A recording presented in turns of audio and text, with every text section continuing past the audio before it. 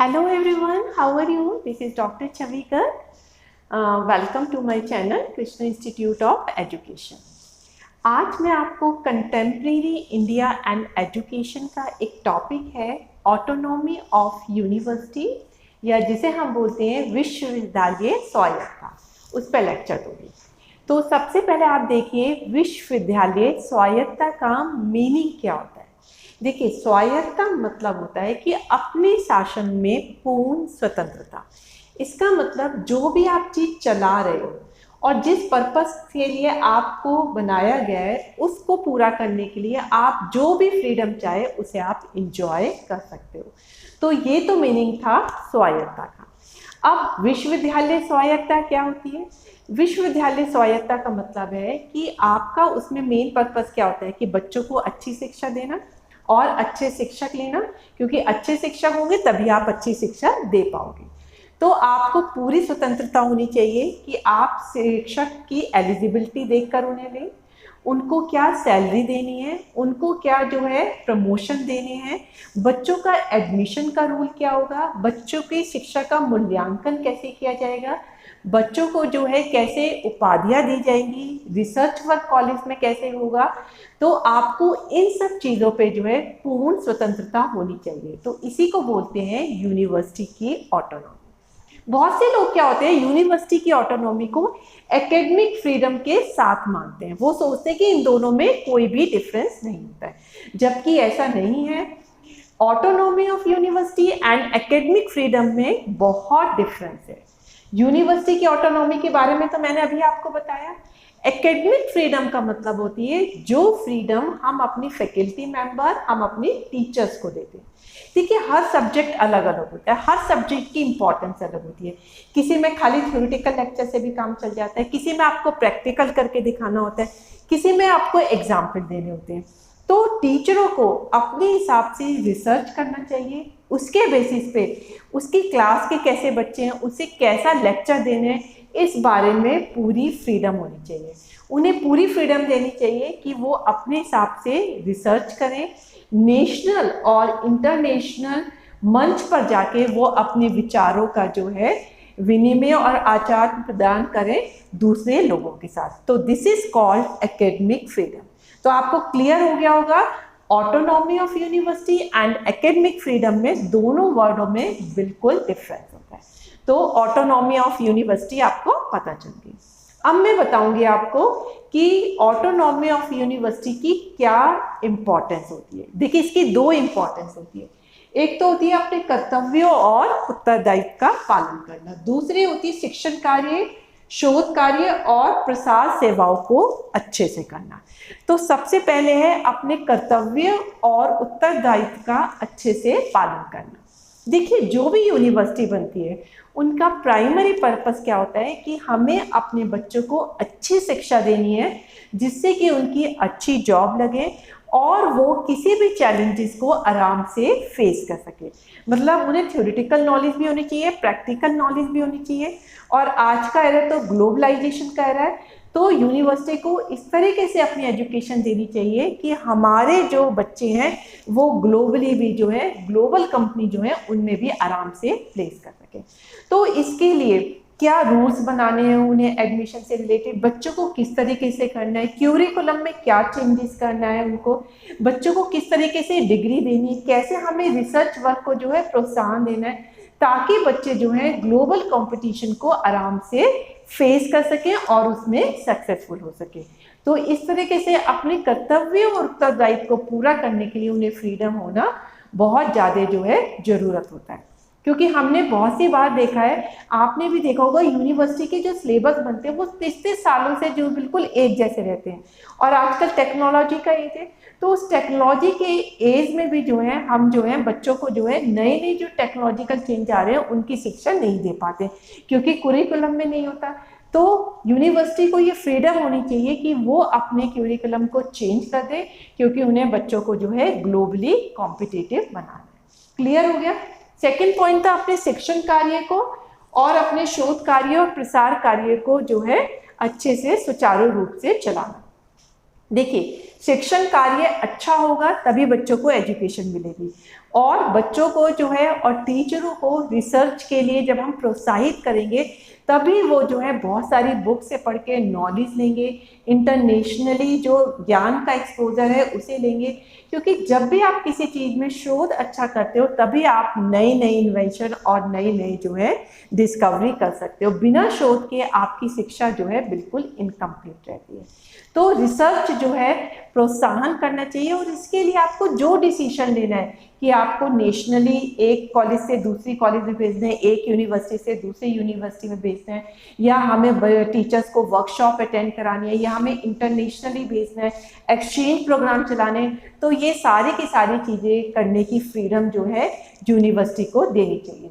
तभी वो अच्छे से जो है रिसर्च कर सकेगी। अगर टीचर रिसर्च बहुत अच्छे से कर रहे हैं तभी वो बच्चों को जो है नई से नई जो है एजुकेशन अपने बच्चों को दे सकेंगे, जिससे कि बच्चे एजुकेशन करने के बाद वो रियल सेंस में एजुकेटेड हो और अपने लाइफ में बहुत सक्सेस जो है प्राप्त करें। तो आपको क्लियर हो गया यूनिवर्सिटी की ऑटोनॉमी किसे कहते हैं और इसका महत्व क्या है। अब मैं बताऊंगी यूनिवर्सिटी की ऑटोनॉमी से रिलेटेड आप क्या सुधार कर सकते हैं, उनकी क्या क्या सुझाव होते हैं। तो सबसे पहले है कि आपकी जो नीतियां यूनिवर्सिटी की कोई भी कुशल प्रशासन अनुसंधान के लिए उनको स्वतंत्र निर्णय का अधिकार दें। देखिए यूनिवर्सिटी को अपना इंटरनल कॉलेज कैसे चलाना है और उसमें रिसर्च वर्क कैसे कराना है, कितनी छुट्टियां होनी चाहिए, कितना आपका जो है वर्किंग सेशन होना चाहिए, कब एग्जाम होना चाहिए, उनका एकेडमिक कैलेंडर कैसे होना चाहिए, कितने टीचर्स होने चाहिए, कितने एडमिनिस्ट्रेटिव स्टाफ होना है, सबकी जो है उन्हें पूरी फ्रीडम देनी चाहिए। जब उनकी पूरी फ्रीडम होगी तभी वो जो है यूनिवर्सिटी जो है एक कोऑर्डिनेटेड वे में एक मिलजुल के एक बहुत अच्छी तरह से काम कर सकती है। अब नेक्स्ट है विभागों को कार्य करने की पूर्ण स्वतंत्रता देना। देखिए किसी भी यूनिवर्सिटी में सिर्फ ये नहीं है कि उनके इंटरनल मैनेजमेंट से रिलेटेड उनको फ्रीडम दी जाए। यूनिवर्सिटी में बहुत सारे डिपार्टमेंट होते हैं, कोई कॉमर्स डिपार्टमेंट है, कोई ह्यूमैनिटी का डिपार्टमेंट है, कोई साइंस का डिपार्टमेंट है। तो हर डिपार्टमेंट की अपनी अपनी नीड होती है।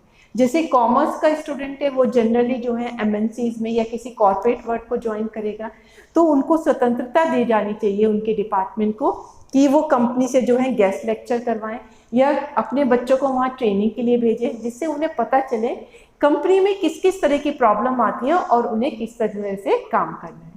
और जो साइंस डिपार्टमेंट होता है उनको मेन फोकस प्रैक्टिकल एक्सपोजर पे देना चाहिए, क्योंकि बच्चे ने साइंस तो पढ़ ली लेकिन उसे प्रैक्टिकल एक्सपोजर नहीं आता कि किस तरीके से करना है, तो उसके बनाए हुए डॉक्टर इंजीनियर बिल्कुल बेकार है जब तक कि उनको प्रैक्टिकल नॉलेज नहीं दी जाती है। इसी तरह से ह्यूमैनिटी वाले बच्चे जो हैं उनका कम्युनिकेशन बहुत अच्छा करना चाहिए, उनको जनरल नॉलेज की चीज़ें बहुत देनी चाहिए जिससे कि वो अपनी कॉम्पिटिटिव एग्जाम को बहुत अच्छे से क्रैक कर सकें। तो इस तरीके से विभागों को पूर्ण स्वतंत्रता दी जानी चाहिए कि कैसे उनको टीचिंग कार्य करना है, कब उनका एग्जाम लेना है और उनकी मूल्यांकन कैसे करने चाहिए, परसेंटेज देनी है, ग्रेडिंग करनी है, सब चीज़ों की फ्रीडम जो है डिपार्टमेंट को देनी चाहिए। अब नेक्स्ट आता है विश्वविद्यालय के में समाज के सभी वर्गों का जो है रिप्रेजेंटेशन होना चाहिए। देखिए जब यूनिवर्सिटी पढ़ाती है उसमें एडमिनिस्ट्रेटिव स्टाफ भी वर्क करता है, उसमें टीचर्स भी होते हैं, उसमें बच्चे भी होते हैं, और ये बच्चे आगे बढ़ के जो हैं जब अच्छे से एजुकेटेड हो जाते हैं तो ये सोसाइटी की प्रोग्रेस में भी कंट्रीब्यूट करते हैं, अपने देश के प्रोग्रेस में भी कंट्रीब्यूट करते हैं।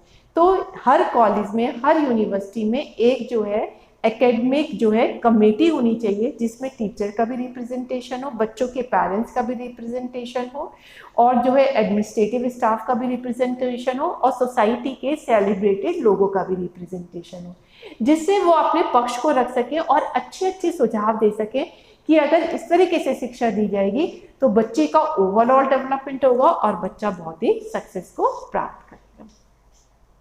नेक्स्ट आती है कि एक अध्ययन दल का गठन किया जाए।